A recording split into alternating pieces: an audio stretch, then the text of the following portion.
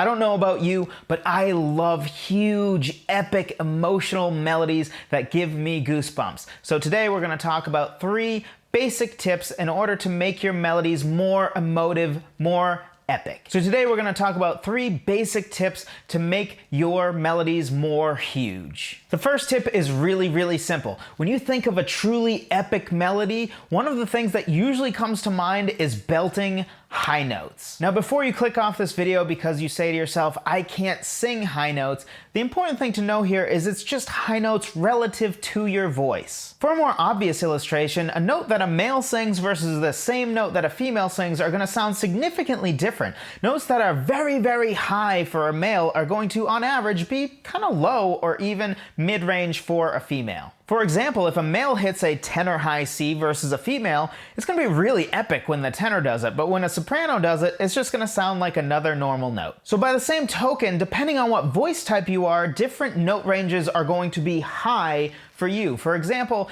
if you are a bass or a baritone, maybe even a G4 will sound super high and epic, but if you're a tenor, you might have to get closer to tenor high C to really make those belted notes sound truly epic. And the same thing is going to be true for altos and sopranos. And maybe the most important part here, which maybe should be obvious, but just to make sure, these need to be belted notes. If you're singing just in your head voice, that is not generally going to sound very epic. Instead, it's going to give a very different timbre and different feel to the song, which can be great and can be used intentionally to great effect, but if you want something that's going to be epic and huge sounding, it really has to be something that is more full voice or at least mixed voice. This second tip for huge melodies is going to be a combination of steps and leaps. Now look, you should have steps and leaps for pretty much any melody, because if you just have steps the whole melody, it's going to eventually get boring, so you need some form of leaps. Now if you don't know what the difference is between the two, basically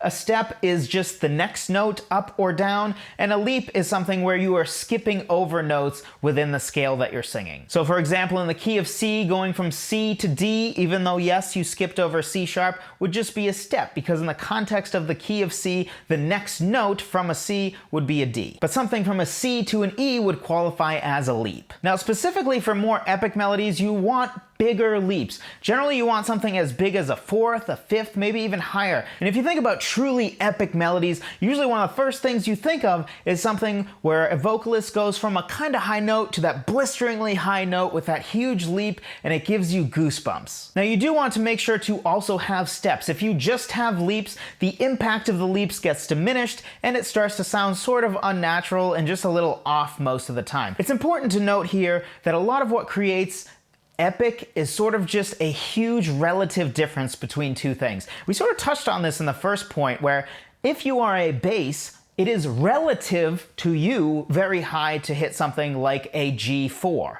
Whereas for a tenor, you might have to hit something more like a C5 for it relative to you to be a very high note. And this is why you need steps as well as leaps. If you just leap all the time, it sort of diminishes its value. It makes it something that's not different anymore. But you need those steps so that when the leap happens, it's something that's noteworthy, different, and then usually sounds kind of epic. Now to illustrate how relativity is actually the most important part of epicness, just think about different movies you've seen where maybe the finale feels very epic to you, and there might be a huge difference between them. For example, there's a pretty epic finale to something like, say, The Avengers, where, you know, it's literally like the whole universe battling it out. Sure, that's epic because relative to what the heroes had done before, it is something very big. They went from sort of, you know, saving one small part of the country or one city to saving the whole world. So relative to the standard, it felt big and epic. But at the same time, it's also pretty epic when, say, in the Dark Knight trilogy, even the finale of the Joker versus Batman,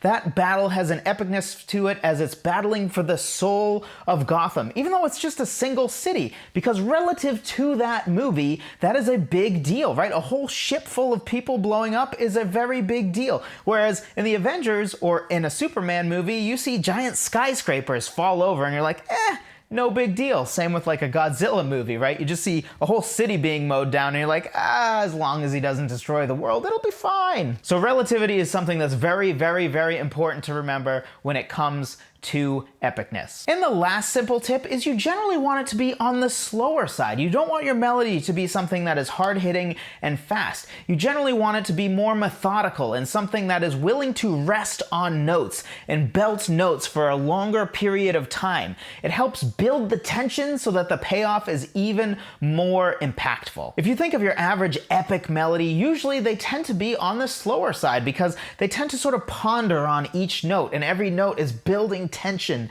in a way that is like, let me make you wait for it, rather than something where it just constantly is going everywhere and it's almost chaotic. Instead, it tends to be very methodical and something that is willing to sit for a while and make you wait for the payoff. Now, to be clear, of course you can write epic melodies that are outside any of these three parameters, but I think these three parameters are things that if you implement all three of these, you'll be well on your way to a huge epic melody. So my challenge to you is to actually try out writing a melody that fits all three of these rules and see if you can write something that's epic. Be sure to mix up steps and leaps, but have relatively large leaps, preferably at least a fourth. Have at least one leap that's at least a fourth, maybe even a fifth, or maybe even a sixth, or you could go full somewhere over the rainbow and go for the octave. Be sure also to make sure that it's a little more slow and not something that's super fast and hard-hitting. When it comes to the melody, the background music can be hard-hitting and faster, but make sure the melody is a little more methodical. And also be sure to put some high notes in there. Figure out what sort of the top range you have is that you can hit in full voice, and include at least one, preferably even a couple more notes in there that are sort of in the stratosphere for you vocally. If you found this video helpful, be sure to drop a like. It helps me out with the YouTube algorithm. And if you want even more help with your songwriting, be sure to download my free guide on 10 different ways to start writing a song. It gives you 10 different ways, 5 from a lyrical standpoint and 5 from a musical standpoint to start your song, because sometimes it helps to change up how we start our songs.